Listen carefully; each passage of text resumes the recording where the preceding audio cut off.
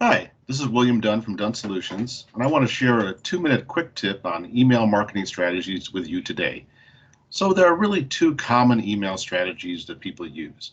The idea of a wide burst, where the same email is sent out to a large audience at the same time, and the idea of custom segments, where you're sending out targeted emails to maybe a smaller audience.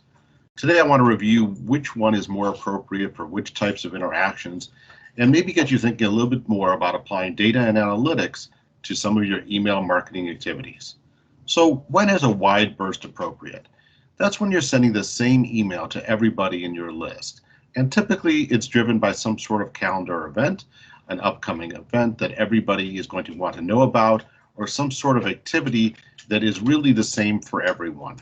The other area where you use a wide burst, and it is appropriate, is when you're first interacting with customers and perhaps you're doing a blanket email to introduce the company to newly acquired contacts and you have little or no history of interaction with those folks before.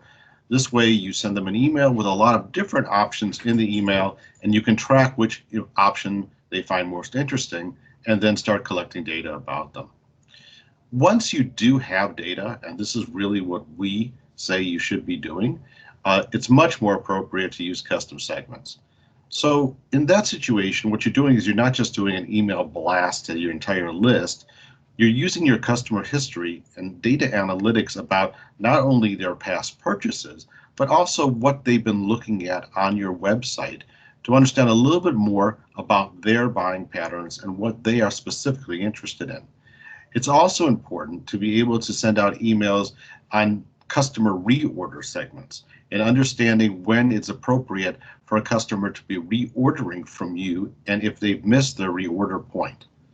So what we suggest is leveraging interaction triggers to begin sending emails to different customer segments versus just doing a uniform blast. And these triggers could be any one of a number of things.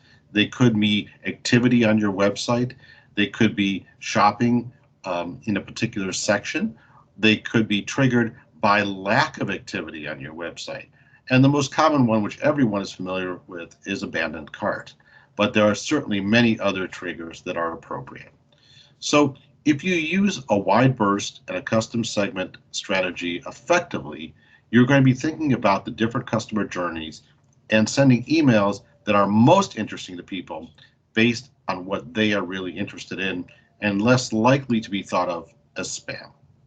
So thank you very much for listening to this quick tip.